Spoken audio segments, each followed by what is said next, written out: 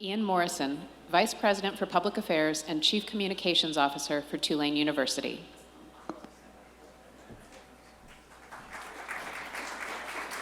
Thank you, thank you. Okay, welcome back, everyone. I hope you had a good lunch and had a chance to connect with colleagues and have some good conversations. Let's go ahead and settle back in for what promises to be an outstanding afternoon. So let's kick it off. We're starting with someone who needs no introduction in New Orleans, a leader who has spent his career working for this city, this state, and this nation, Congressman Troy Carter. He represents Louisiana's, thank you, let's hold it. He'll be here in a second. I'm going to give some background here. But he represents Louisiana's 2nd Congressional District, which includes Tulane's downtown and riverfront campuses. His leadership has spanned decades, as many of you know, on the New Orleans City Council, in the state legislature, and now in the U.S. House of Representatives. And importantly for this forum in Congress, he serves on the House Committee on Energy and Commerce, where he champions issues that matter deeply here, strengthening Louisiana's energy infrastructure, expanding renewable opportunities, modernizing the grid, and preparing for extreme weather. He's also been a steadfast partner to Tulane, supporting higher education and research that fuels innovation and economic growth in New Orleans and beyond. And of course, we're especially proud that he is a Tulane parent. His son, Troy Carter II, is a law student right here at Tulane. So please join me in giving a very warm welcome to Congressman Troy Carter.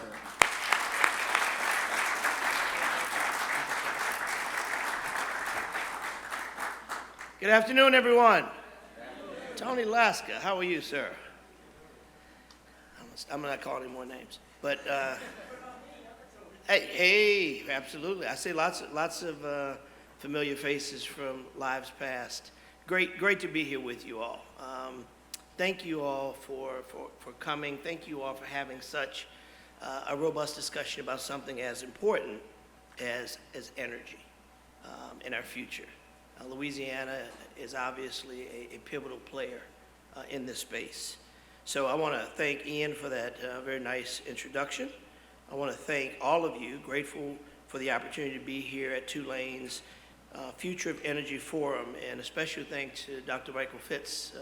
He's just outside with me, not sure if he's in the audience. There he is in the back waving. Thank you for your incredible work among and across many strata, but certainly in the area of energy and involving our best and brightest to be a part of solutions that make our world a better place. To the faculty, students, researchers, and organizers for your commitment to Louisiana's energy future.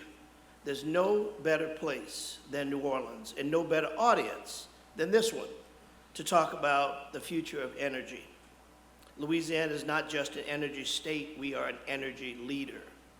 From Plaquemines to Lake Charles, from the rigs offshore to the labs right here at Tulane.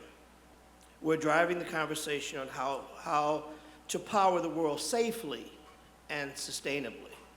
Historically, Louisiana has been the backbone of America's traditional energy economy. Our state accounts for 9% of U.S. natural gas production and holds 8% of the country's proven reserves. This industry supports more than 300,000 jobs in our state. But we're not just looking backwards, we're looking to the future. Today, Louisiana is becoming ground zero for clean hydrogen development, carbon capture and storage, and renewable energy innovation.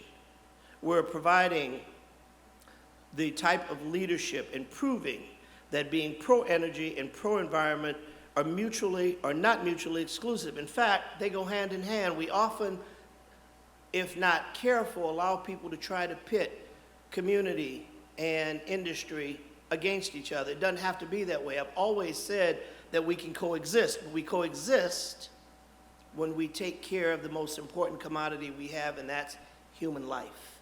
To make sure that communities that live around in close proximity to petrochemical plants or energy production, that they are taken into account, that we utilize the best practices to ensure clean water, clean air, a clean environment. These things are not an option.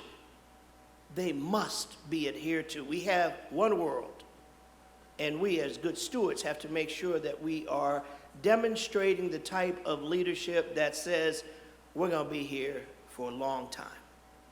And a way for us to be here for a long time is to protect the interest of our resources, our natural resources, and the pivotal place that Louisiana sits. Louisiana's a great place with the recognition of its strategic preserve, with our geographic location. We're good in so many ways that the rest of the world cannot help but recognize our place in the energy space. As a proud member of the House Energy and Commerce Committee, I have the honor and responsibility of shaping energy policy at the federal level. That means making sure Louisiana's unique voice is heard in energy, in every national discussion on energy security, environmental protection, and economic development, from grid modernization to clean tech deployment. I've made my mission to ensure Louisianians that we will always have an opportunity to participate in the energy transition, and not just participate, but to lead in that transition. Why? Because we can. Why? Because we have the resources. Why? Because we have the best possible brains, the best possible people anywhere on the earth, right here in Louisiana. I think that deserves an applause for all of you.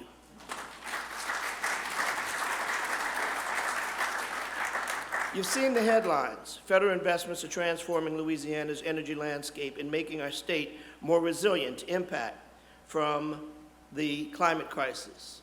And some would argue there's no such thing as a climate crisis. Some would say, what do you mean a climate crisis? Some would even say it's a hoax.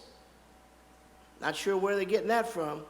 But let's assume you say that the cause of climate change is the natural ebbs and flow.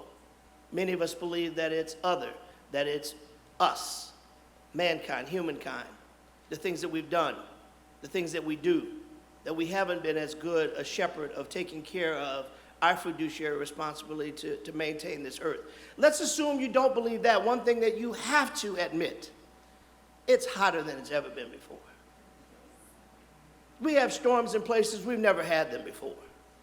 We've seen mudslides and storms and tornadoes and hurricanes come faster, stay longer, leave more havoc in their paths than ever before.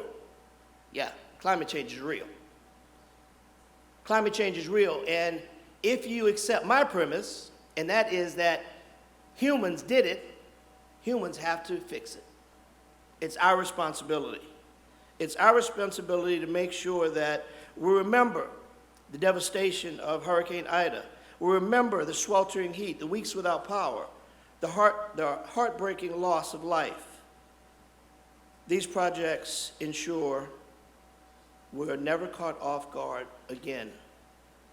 Through the Infrastructure Investment and Jobs Act, which I proudly spearheaded and worked closely with the Biden-Harris administration as a member of the Transportation Infrastructure Law, we secured $55 million for Energy New Orleans to harden our grid, reduce outage frequencies, install community-based battery pack backup systems. And in collaboration with the Department of Energy, we helped launch the HERO Project, Hubs for Energy Resilience Operation, $500 million initiatives funded by $250 million in federal dollars to build microgrid-powered resilience hubs across our state. These are not just investments in energy. They're investments in the people, in communities, and in lives. That's why I'm especially proud of the work that we've done to launch community lighthouses, solar-powered storm-resilient hubs that serve as beacons of safety during the disaster.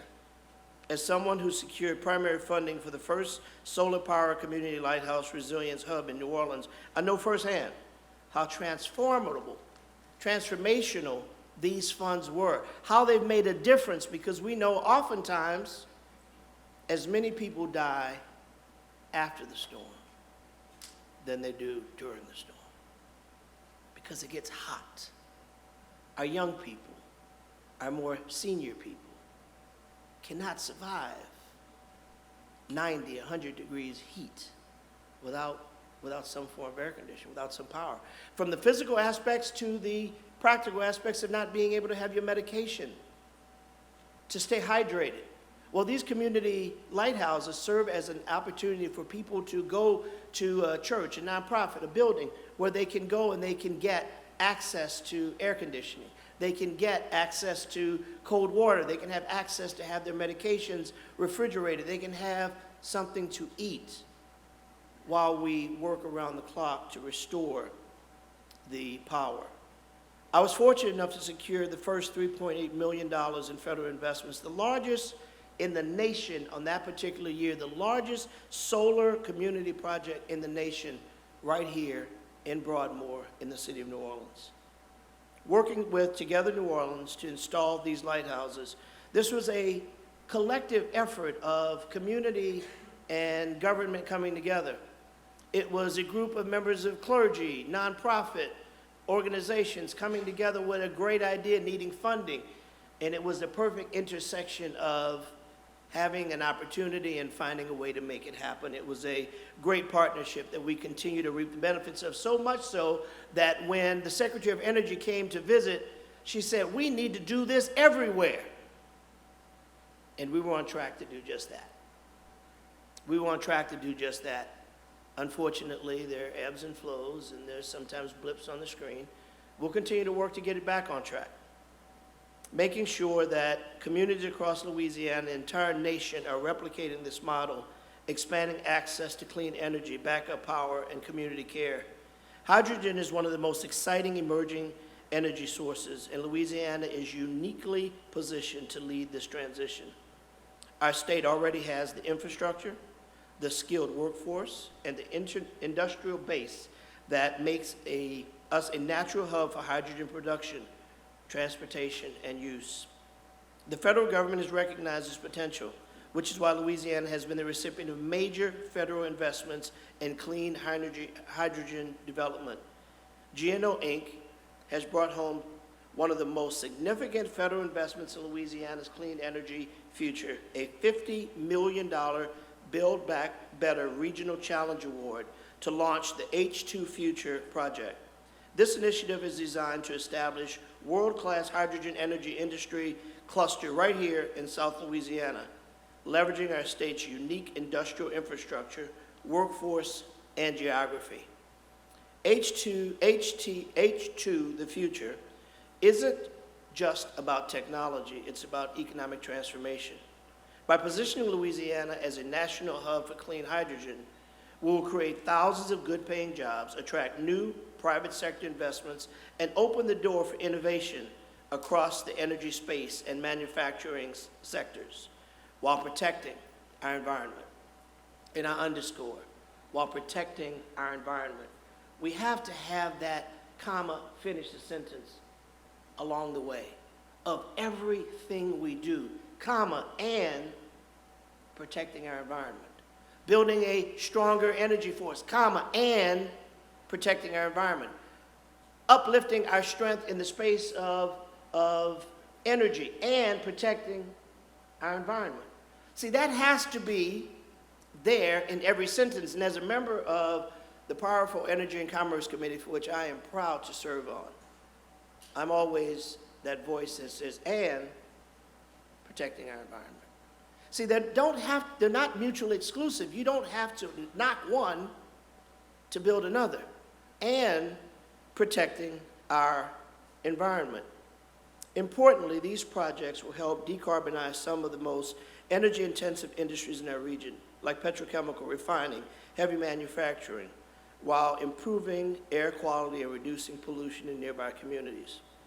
By embracing clean hydrogen, we can drive down emissions, improve air quality, and reduce pollutions in nearby communities, particularly in the river parishes, where residents have long borne the brunt of industrial pollution.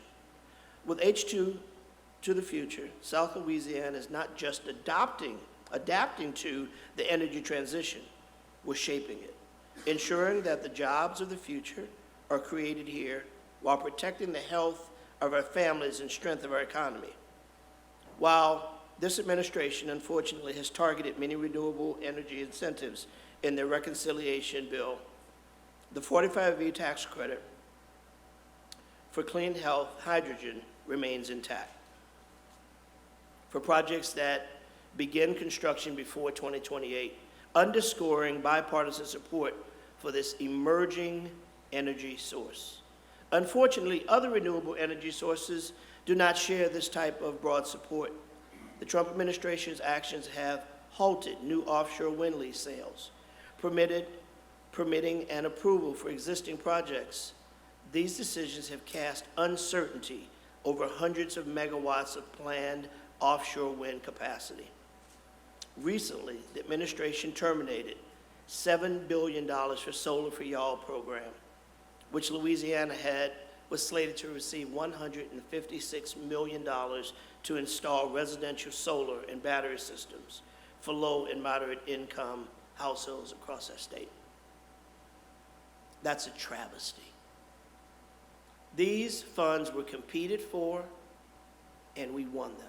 Even having this current administration work in a bipartisan vein to secure the funds, to get ready to bring them in, and to have them yanked with no good reason. $7 billion, $156 million that was coming straight to the state of Louisiana. What a travesty. See, in my estimation, this is not Republican or Democrat, this is just stupid. This is not Republican or Democrat, this is just bad policy. This is not R or D, center left, center right, this is just bad policy. Because when we work against ourselves with something as good and clean and pure as solar, what are we saying? See, this notion that one energy source has to be against another energy source, we only have to make our energy sources better, stronger, more competitive, and cleaner. Because if we fail that basic test, we fail the whole energy competition. To be clean, to be green, to be smart. Not to demonize any particular source, but to recognize the ebbs and flows of life dictate that we get better than we were. We shouldn't still be burning coal. We shouldn't still be depending on fossil fuels if there are other opportunities for us to get better that will give us a longer runway into the future. So getting rid of that, losing the $156 million to install residential solar takes away that plan that I referenced earlier when the Secretary of Energy was here and so impressed with the work that we've done in Broadmoor. And it started becoming a national pattern. Well, the legs were cut off when you take away the major funding source of $7 billion that was going to go for a country that would recognize the advantage of creating these community lighthouses all over the country, in a community near you, with storms that come in places that we have not seen them before, and communities that have historically not had to deal with the onset of power outages because natural disasters hadn't been happening in their communities, but now we see they are. Now we see they're even more unpredictable because we just don't know what this angry environment will do. According to a recent Bloomberg report, the reconciliation bill will severely limit the amount of renewable energy capacity the U.S. adds over the next decade. Wind, solar, and storage capacity would drop by 10% by 2035. The impact of wind power could be most severe, with new capacity shrinking by 35%. Louisiana has the existing infrastructure and skilled energy workforce to be a leader in the 21st century of renewable energy. Our offshore drilling expertise can be leveraged to develop offshore wind in the Gulf. Port Fourchon, our deep water port in coastal Lafourche Parish, is ideal for building, deploying, and maintaining offshore wind projects. Businesses and workers in coastal Louisiana don't care about the type of energy they're working on, they just want to work. We'll one day turn the page to these disastrous decisions and embrace all of the ways we can add electrons to the grid, making energy cheaper and more reliable for homes and businesses, all while adding jobs and protecting our earth. To the students, researchers, and future engineers in this room, we need you. We need your energy. We need your passion. We need your commitment. We need your fearless effort to do the right thing. Use your talents, use your knowledge that you gain here at this great institution and beyond to be a part of building a better earth, a better universe. Louisiana is on the cusp of a clean energy boom, and we need bright minds and steady hands to lead it. Whether you're a chemical engineer, environmental law, data science, or public health, there's a role for you in this transition. Let's keep Louisiana's talent right here in Louisiana. Let's make this state the launching pad for your careers, not your finish line. The launching pad to continue to build, inspire others, and be a part of the solution, because you can. Now, we can't talk about energy without addressing environmental justice. Too many communities, especially communities of color, live next to chemical plants, gas flares, or leaking pipelines. This is unacceptable. Clean air and safe water are not luxuries, they are rights. And everyone, regardless of their zip code or socioeconomic status, deserves a healthy environment. We can deliver that. We can and we must. In Louisiana, we don't run from hard problems. We face them head on. We know how to build after the storm. We know how to innovate under pressure. And we know how to turn risk into opportunity. And that's what we're doing here. That's what we're doing in this energy space. That's what we're doing every day that we wake up, daring and have the audacity to do something differently, to make a better path. We're showing the country that it's possible to invest in traditional strengths and emerging solutions at the same time. We're showing the environmental protection and economic growth is not in conflict. It's not in conflict. Environmental protection and economic growth is not in conflict. Some would make you believe that it is, because there's an advantage to keeping people in different silos, to make you believe that we can't do this together. But we can, and we must. We're showing the country that this is real. We're showing them that in this space, with these young, talented brains being taught by these more senior, talented brains, we're building an infrastructure for the future that we can depend on. We're improving the path to a cleaner, more resilient, more just energy. Future runs straight through the Gulf South. So I want to take this time to say thank you. Thank you for what you do. Thank you for giving me an opportunity to spend a little bit of time with you. And I invite you to continue to lean in. Let's turn inward and work together. Let's utilize this space, this great space of Louisiana, as the perfect testing ground to show the rest of the world that Louisiana leads. God bless you.